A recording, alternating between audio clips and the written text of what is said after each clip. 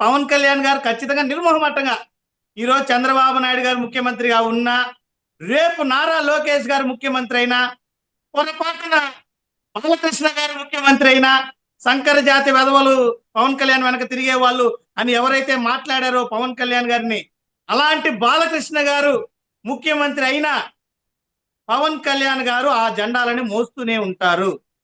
ఇది పవన్ కళ్యాణ్ గారు స్పష్టం చేసేసారు.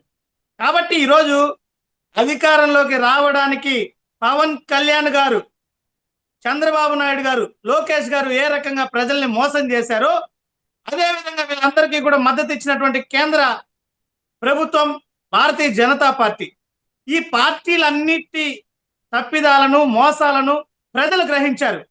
కాబట్టి వాళ్ళు కలిసి ఉన్నా, లేదు మళ్ళీ విడిపోయామని నాటకాలు ఆడినా వాళ్ళందరికీ కూడా రాబోయే 2029లో రాజకీయ సమాధి ప్రజలు కొడతారు.